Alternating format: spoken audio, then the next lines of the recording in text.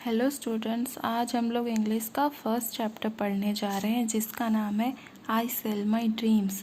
Cell का मतलब होता है बेचना और ड्रीम्स का मतलब होता है सपने। ठीक है, तो ये जो स्टोरी है आई सेल माई ड्रीम्स, इसके जो लेखक है राइटर, उनका नाम है गैब्रियल गार्सिया मार्क्वेज। ठीक है, गैब्रियल गार्सिया मार्क्वेज नाम है हमारे लेखक का।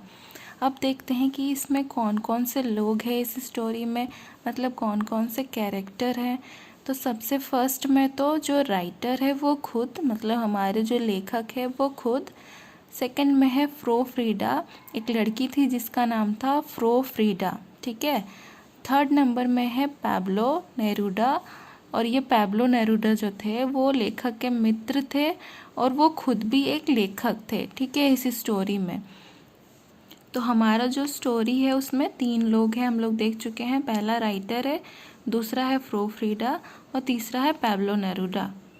अब हम लोग देखते हैं कि इसमें इम्पॉर्टेंट वर्ड्स क्या हैं। ठीक है, ये इम्पॉर्टेंट वर्ड्स आप लोग अगर याद कर लेते हैं तो एग्ज़ाम में जब आप लोग आंसर देंगे तब आपको इजी पड़ेगा, अगर ये वर्ड्स आपको याद रहेगा तो। ठीक है, तो पहला वर्ड है हम लोग का वेव। वेव मतलब होता है जो समुद्र की जो लहरें होती है, जो लहर होती है ना, उसको वेव बोलते हैं हम लोग। ठीक है, फिर सेकंड में है सरपेंट। सरपेंट मतलब होता है सांप।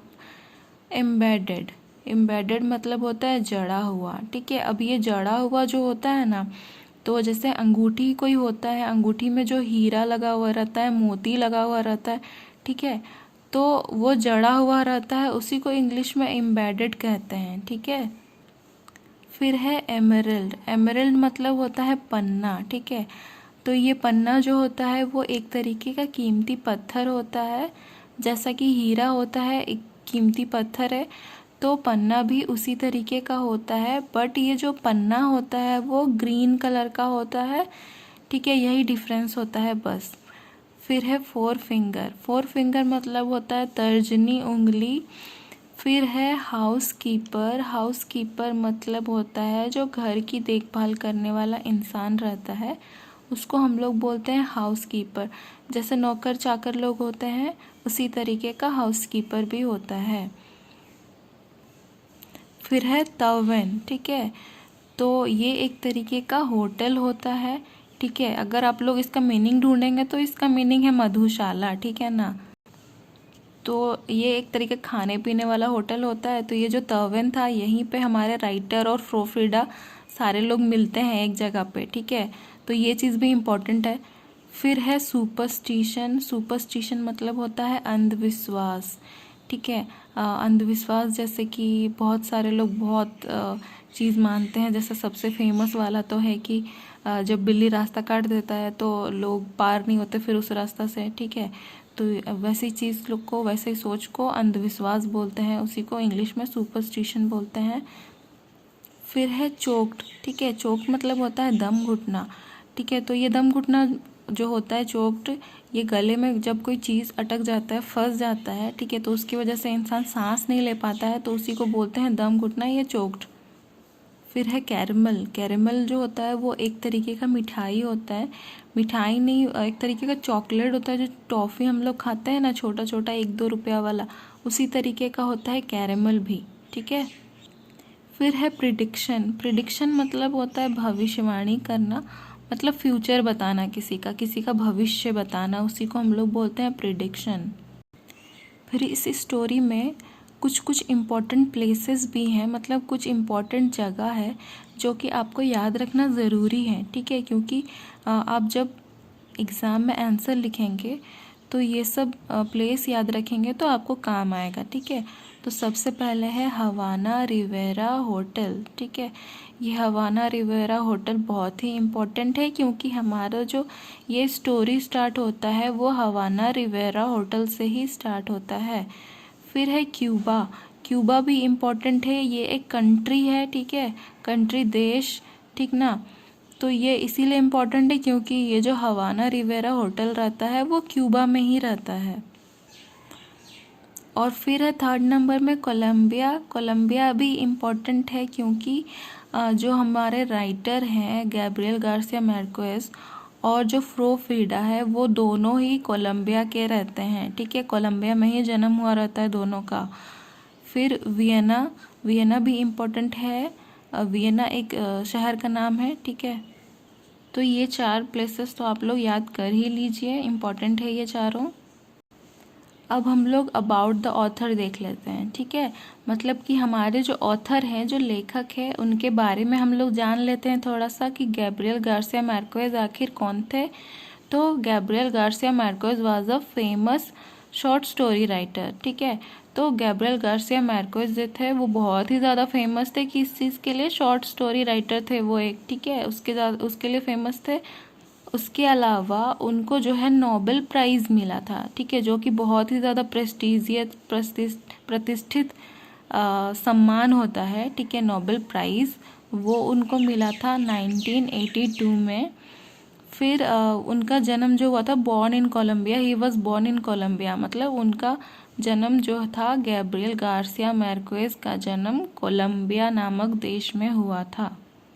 हमारे जो राइटर थे गैब्रियल गार्सिया मार्केज, वो बहुत ही ज़्यादा, वो भी पुअर फैमिली से बिलोंग करते थे, मतलब उनका जो फैमिली था बहुत ही ज़्यादा गरीब था, इसीलिए वो अपने माता पिता के साथ नहीं रहते थे। जो राइटर थे गैब्रियल गार्सिया मार्केज, वो अपने माता पिता के साथ नहीं रहते थे, बल्कि अपने ग्रैंड पेरेंट्स के साथ, मतलब अपने दादा दादी के साथ रहते थे।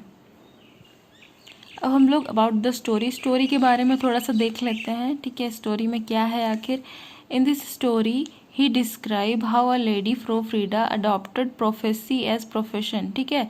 मतलब इस स्टोरी में ही, मतलब हम लोग का लेखक जो है वो डिस्क्राइब करते हैं, मतलब कि बताते हैं कि कैसे जो है एक लेडी, मतलब एक औरत जिसका नाम फ्रो फ्रीडा है, वो प्रोफेसी मतलब भविष्यवाणी, ठीक है, प्रोफेसी मतलब भी भविष्यवाणी होता है, प्रिडिक्शन मतलब भी भविष्यवाणी होता है, कंफ्यूज मत होइएगा। तो कैसे वो प्रोफेसी को अपना प्रोफेशन अडॉप्ट कर लेती है, मतलब अपना व्यवसाय बना लेती है वो, ठीक है, मतलब भविष्यवाणी करने लगती है और उसी से अपना जो है पैसा कमाने लगती है, ठीक है।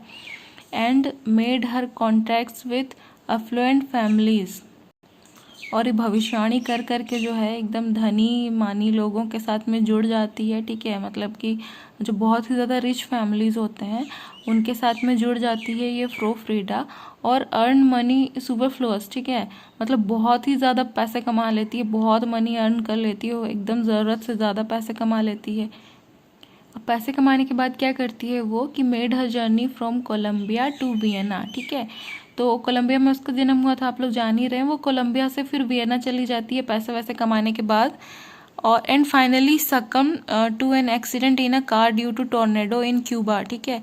और उसके बाद ना क्या होता है, एक दिन की अचानक से वो एक कार एक्सीडेंट में मर जाती है, ठीक है, क्यूबा में।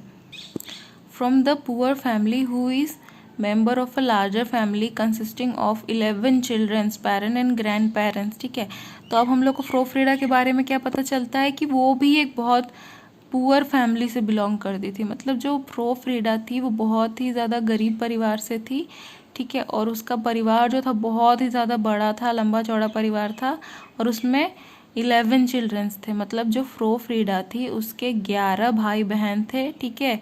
और उसके अलावा उसके पेरेंट्स, मतलब उसके माता पिता और उसके ग्रैंड पेरेंट्स, ठीक है, मतलब उसके जो दादा दादी हैं सब लोग एक साथ ही रहते थे उस फैमिली में।